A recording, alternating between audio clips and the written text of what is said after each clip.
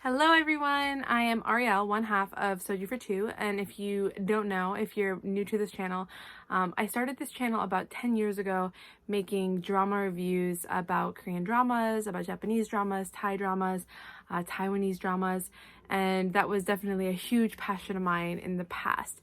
These days we've been stuck in quarantine and back in we have never had a lockdown in Seoul, but we've been self-isolating a lot.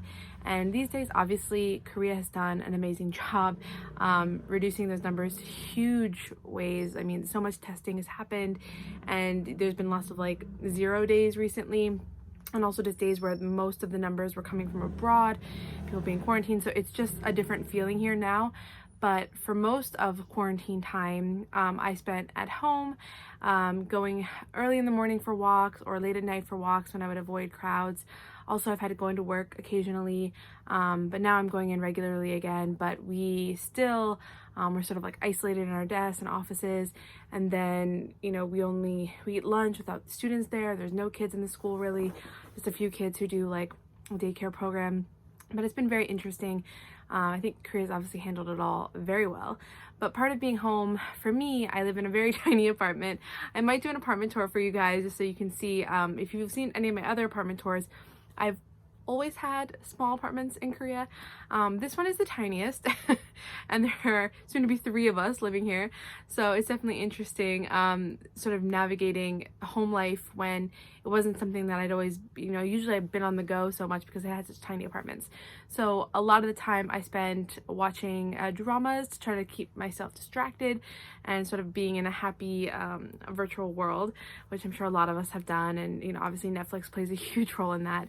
But instead of watching the new dramas, I tend to go back to my favorites. And if you know about my channel, I started this channel 10 years ago, making drama reviews. Really started with like Boys Over Flowers and like the early 2009 dramas, and a little bit before that some of the older ones, like Kim Soo-hyun and My Lovely Samsoon. All of those dramas like were my first introductions into Korean drama world. But still, those are the ones for me that are the most comforting, that I go back to because I don't really have to watch them carefully. I can just sort of like have a distraction, which I'm sure a lot of you are going through. So I want to tell you some of my favorites. They're not necessarily the best dramas. Like, I'm not going to say that they're the dramas that have, are going to win the award for the best plot or the most original.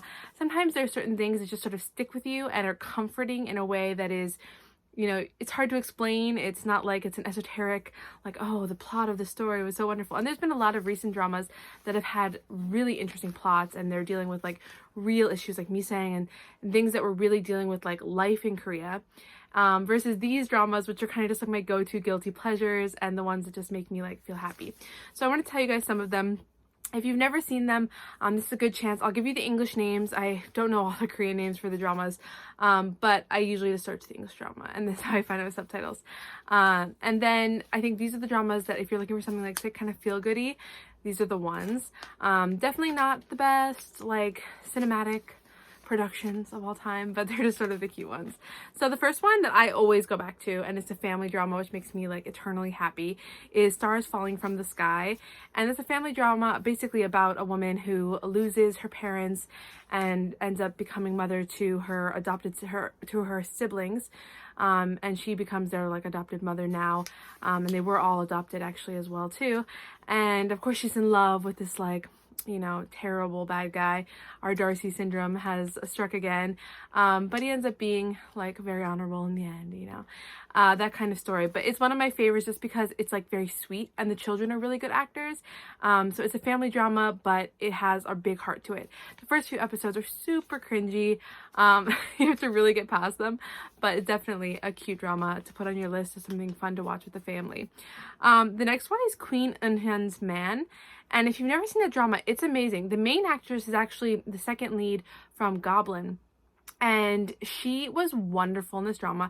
There was all the speculation she was like dating the main male lead, but it was very well acted. It had some great kiss scenes, like really interesting and passionate, but it was also like a time slip drama. just generally really well done, and like one of the most like subtly romantic dramas that I don't think gets a lot of attention, but it really should have. And she did a really good job, and I really loved her character. And we all knew that we loved her in Goblin, and like I was always like, well, we loved her in that drama as well. So definitely that is a good, like, if you're looking for like a romantic one, that one's very romantic. The next one is Mary Stayed Out All Night, which, to be honest, is like one of those dramas where I'm embarrassed that I like it so much. It always, like, I don't know, it's like everything about it is like wrong and I shouldn't like it, but it definitely always makes me happy because when I watched that drama first time, it was like, it's set mostly like in Hongdae, and like obviously I lived in Hongdae at the time, so back when I first moved to Korea. So like I kind of have this like nostalgia for that time of my life as well as the drama. It had Kim Jae-hyuk, who's one of my favorite actors in dramas, was in it, and very broody and was like very good. The main actor, oh, what is his name? I can't think of it right now, but he's like obviously was really popular for a very long time. He was in You're Beautiful. I can't think of his name. I'm losing my mind. But obviously it's just one of those dramas that's like kind of about music, which I also really like. I hate musicals, but I love things about music, and that was like sort of the whole vibe, like rocker Hongdae lifestyle, which obviously I enjoyed immensely. So yeah, that was one of my favorites as well. I don't know, just like always go back to watch it, even though I'm like, it's so cringy, but it's very cute.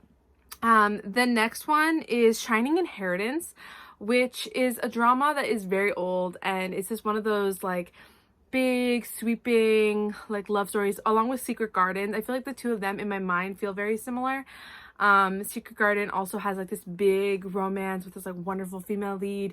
There's like dramatic kiss scenes and like big love, and they're older, so it kind of has like a little bit more of, I don't know, it's not so puppy lovey. So I would say that Shining Inheritance and Secret Garden are very, very cute, but also just like that nostalgic K-drama feel, that old feel. So if you're in that world, I feel like you'd like those and you go back to it. Secret Garden is like always one of those that I go back to and I'm like, I love this drama, I don't know. And it's like about the Little Mermaid story, and like my name's obviously Ariel, so I always come back to that one and I enjoy it a lot. And Shining Inheritance too, and like that's one of my favorite kisses. There's like a bridge kiss in that drama, and I always come back to that. I'm like, it's so cute, it's so romantic. Yeah, so good. And the last one I want to say is, oh, what is it? Oh My Lady. Oh my god. So it's with Siwon from Super Junior, and I think it was like a 2010 or 2011 drama. Maybe 2009. I don't know, but it's definitely old. And that's one that I go back to again. It's a kind of a family drama. It's very cringy, but it's cute. And I just always go back to it because there's something about it that I really like. And I'm not like, I don't know, it's just very easy to watch and just like, you know, you don't have to focus too hard on the plot. It's not like a big plot story. So definitely those are some of my favorites that are just like comforting, and they feel a bit like a blanket at this time when everything has been total chaos in the world. My life has not, you know, I think immensely been impacted, just staying at home and like trying to just, you know, keep myself out of danger's way, you know, as much as possible. So I feel very, like, obviously extremely fortunate that I've been able to do that. And I just hope that all of us in quarantine just find those little things that just make us happy and give us a little bit of comfort, even if it's a drama from 2010 that you just go back to. So if you love dramas as much as I do and you sort of go back to them and go back to them, then these are just the cute ones. I want to know, what's your go-to? What's the one that makes you feel like warm and fuzzy? And tell me a little bit about it. Bye guys.